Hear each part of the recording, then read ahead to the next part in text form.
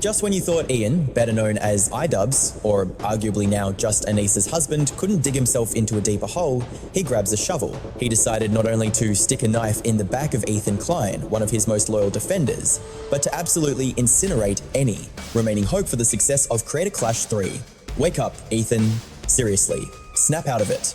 It is time to face reality, Ethan. Wake up. Ethan, this isn't a dream anymore. It's a living nightmare. Wake up. Hey guys, who else here? Back with your weekly deep dive. And today we are dissecting the absolute train wreck that is Creator Clash 3, potentially the most botched influencer event in history. How did iDubbbz manage to nuke this event before the opening bell even rang?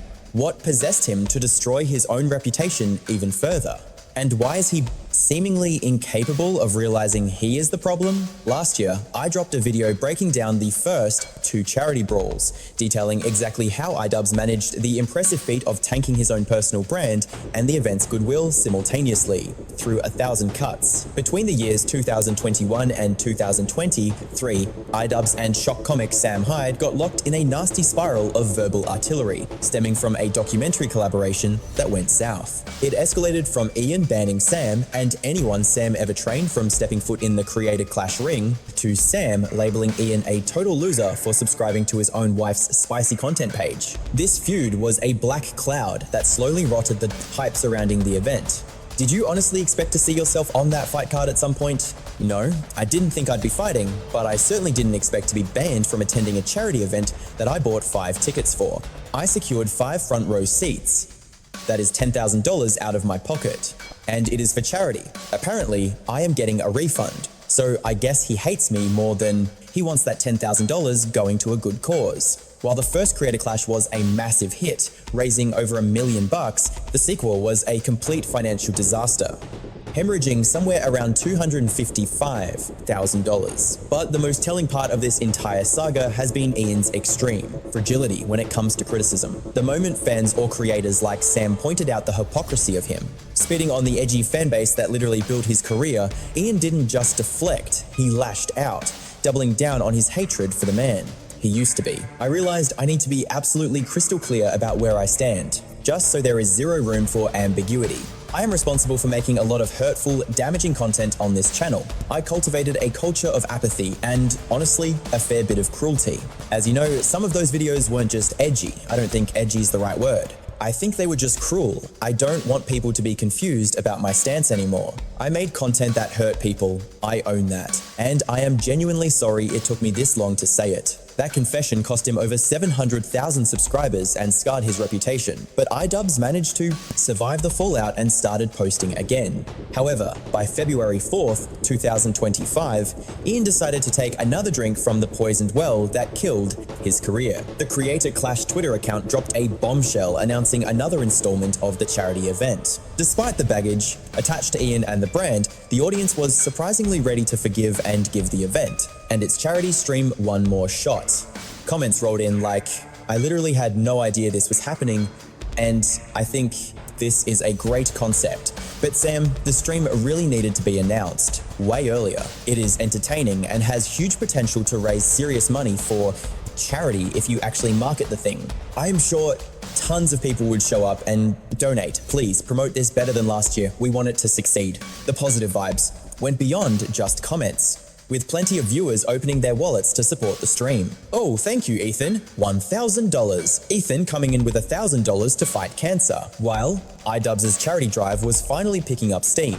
One of his biggest financial backers was walking into a nightmare. Around March 2025, Ethan and his family were targeted by a sick harassment campaign where Child Protective Services were weaponized and sent to his home, all because he mentioned on air that they might have caught Giardia from the family dog. Sonny is crawling around putting everything in his mouth. He is at that age. He has Giardia. Oh crap. And now Hila has Giardia. You have got to be kidding me. And I think I woke up with it this morning. Oh my god. How do I even avoid catching this from you guys? I am trying so hard not to get sick. It started as a twisted joke about ingesting bodily waste, but the narrative quickly spiraled when illness swept through his family, raising genuine questions about their hygiene standards. He arrogantly assumed the situation was too ridiculous to warrant a visit from Child Protective Services, brushing off the severity of the rumors. However, the internet took his sarcasm literally, spinning a dark tale that their home was a filth-ridden sty and that dog feces littered every corner. The rumor mill claimed Sonny was actively consuming the waste, contracting parasites like Giardia, and the story just kept gaining momentum. It refused to die down. Eventually, the inevitable nightmare scenario played out. An anonymous tipster dialed the authorities, posing as a concerned domestic worker. They spun a horrifying fabrication, claiming to be an employee, witnessing the children crawling through hazardous filth and contracting viruses from the dog mess.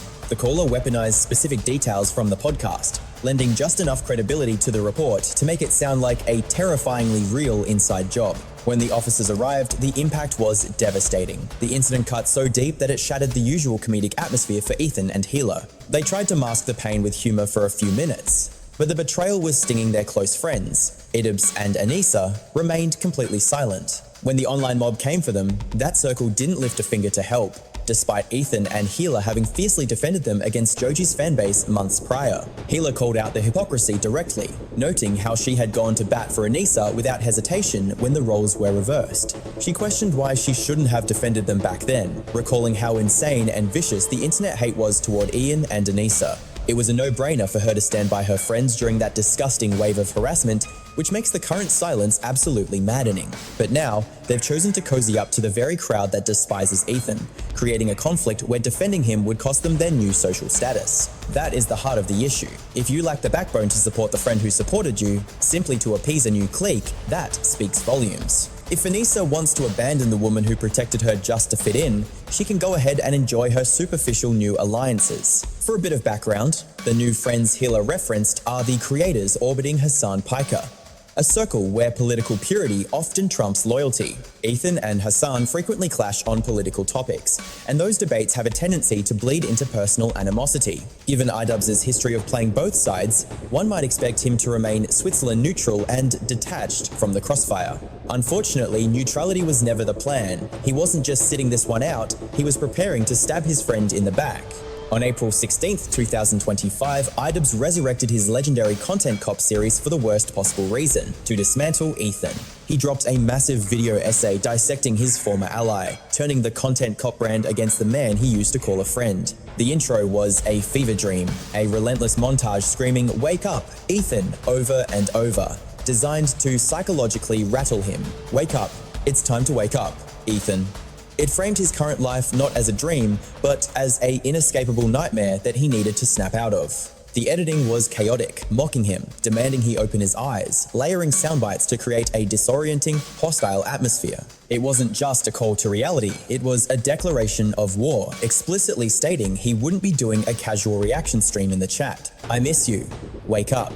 The audio was twisted into a bizarre, taunting loop, mixing nostalgia with aggression. iDubbbz claimed this content cop was necessary for two main reasons, starting with Ethan's vicious ambush of him during a previous H3 podcast. The second trigger was Ethan's clumsy handling of political discourse, which iDubbbz argued was doing more harm than good. Let me break this down for those who haven't been tracking the lore. Ethan Klein isn't just a comedian anymore, his audience has shifted. By launching a show with Hassan Piker, he absorbed a massive chunk of Hassan's fanbase, people who don't care about the old memes. On their Leftovers podcast, the dynamic was usually dunking on low-hanging fruit, mocking right-wing grifters and surface-level cringe. They would laugh at the absurdity of conservatives, but it was mostly shallow engagement, rarely diving into deep political theory. Unless, of course, they were cracking jokes about Hunter's anatomy or making wild generalizations, which was par for the course. That formula worked until they hit a topic that required nuance. Hassan was always armed with data and rhetoric, ready for a debate. Ethan, on the other hand, was completely out of his depth, treating complex issues with the same casual energy he uses for reaction videos. He's a goofball at heart, and while no one expects him to be a scholar, iDubbbz argued that this ignorance becomes dangerous on a political stage. iDubbbz's perspective was that Ethan's personal biases and comedian mindset made him totally unfit to lead serious political conversations. He went as far as to label Ethan's takes as propaganda, claiming he was recklessly misleading a very impressionable audience. Ethan had cultivated a viewership that is hyper-aware of political nuance, people who migrated from Hassan's strictly political streams. These viewers don't let things slide. When Ethan spits out factually incorrect claims, they don't see it as a joke, they see it as misinformation. They immediately call him out, ripping his arguments apart, which creates a volatile environment whenever he speaks off the cuff. iDubbbz dedicated the vast majority of his video to addressing this friction, using it to justify his own betrayal of their friendship. He spent an exhausting amount of time rationalizing why he wouldn't defend his old friends, assuming Hila wasn't smart enough to see through it. For those out of the loop, let's break down Anna's heritage. She is half Lebanese and half Irish. Given the history of oppression the Irish faced and the conflicts involving the IDF in Lebanon, she is intimately familiar with how propaganda works and the major narratives coming out of Israel. Yet, she chooses this specific moment to play the victim and beg for protection. No, we are not shielding you.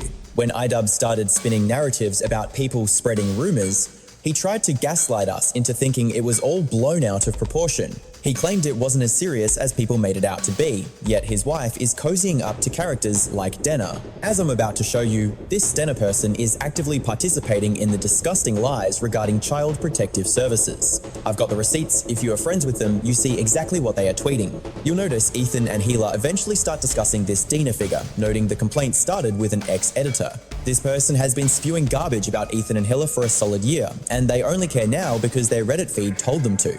They clearly cater to that subreddit, but I won't sugarcoat the fact that we are friends with Denna, though I'd call it a level 10 friendship. It's similar to the online friendship we had with Ethan and Hila. We think she's a decent person, just like we thought they were. But now, one of them is acting a lot nastier towards me. And here is what you need to pay attention to. iDubbbz conveniently fails to mention that Ethan and Hila were targets of a swatting attempt and a fake CPS investigation.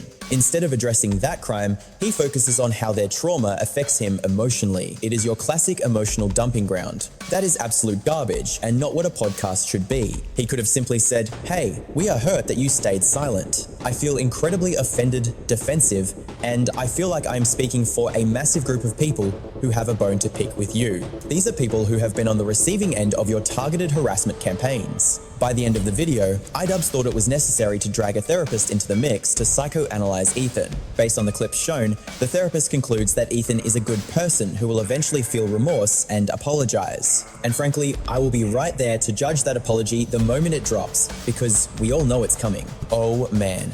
This guy absolutely reeks of desperation. Unfortunately, Kirk didn't change his rating, but that's fine. This is the internet, and everyone gets their own scorecard. Go ahead and apologize so I can grade it a solid B-, based entirely on my own rubric and feelings. The analysis of Ethan's behavior wasn't the only reason the therapist was there. It also gave iDubbbz a chance to cry on camera.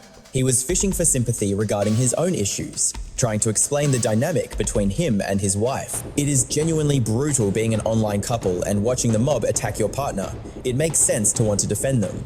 However, that doesn't always help. Sometimes white knighting just throws more gasoline on the fire. Needless to say, iDubbbz's latest content bombed, racking up over 500,000 dislikes and a comment section full of mockery. The audience saw the video as a personal hit piece on Ethan rather than a valid critique of his content. Viewers weren't the only ones disgusted by iDubbbz's behavior. Ethan took to his live stream to share his thoughts. "Don't talk to me about my algorithm or my For You page. You have no idea what is on my channel." Let's not ignore the fact that his friend literally called Hila a child murderer. Yeah, that's what his buddy did. Oh, his friend, right. Let's just gloss over that and focus on you telling me what I watch on my own feed. Are we really doing this? Are we really going to pretend that is the issue here? I see the tweets your editor liked from a year and a half ago, and I'm saying, God, that is repulsive. I'm not going to cut someone off just because they are having a weird parasocial moment. Okay, so that is how you describe being a virulently anti-Semitic hate-monger? Just a weird moment? He still hasn't acknowledged that CPS was called on our children and that this guy was cheering for it. He celebrated it, he justified it, and whether iDubbbz knew or not, linking Ethan to that narrative has consequences. Ties to that politically charged rhetoric were bound to cost him more than just a few dislikes and mean comments. The controversy spiraled all the way to the upcoming creator clash scheduled for April 29th, 2025. One of the main headliners, Harley Morenstein, took to Twitter to announce he is pulling out of the charity event. Although Harley didn't explicitly state the reason for quitting, the timing speaks volumes. Users are speculating heavily that iDubbbz's political alignment was the final nail in the coffin. It wasn't just the bad blood with Hanabi from the past. If you look at the chat logs with Nicholas Dioro from a few days prior, Harley already smelled a rat regarding how this event was being run. So the fights wrap up. Fast forward to the next day, and we're all crashed at the hotel. Me, the crew, and practically every streamer they flew out for the Twitch integration. We're all staying there, and the next night is the after party.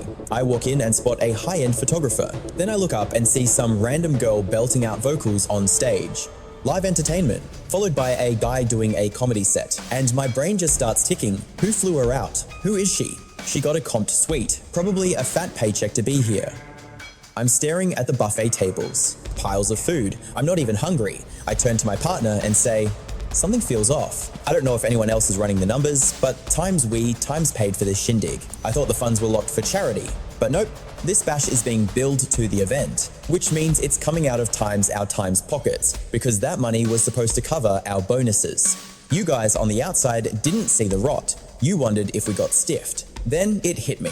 Sick kids. Sick kids basically footed the bill for this party. Whatever his excuse, Greater Clash lost a titan. Harley is gone, and good luck replacing a draw like that. And speaking of disasters, let's talk logistics. Ticket sales were in the toilet. They had to tarp off sections so the arena didn't look like a ghost town. To salvage the wreck, iDubbbz goes into panic mode. Starts sliding into DMs of potential fighters. Nobody's biting. He hits me up privately. Yo, how much do you weigh? Trying to reel me into Creator Clash before the news breaks. But before the invite even lands, I'm already checking out. Zero interest in boarding a sinking ship. And just when you think it can't get worse, the next day, Lena Ayad pulls the ripcord too. We had to drop the heavy news that Lena wouldn't be stepping into the ring at Creator Clash. Yeah. First off, huge apology to the fans who are hyped to see Lena throw hands. It was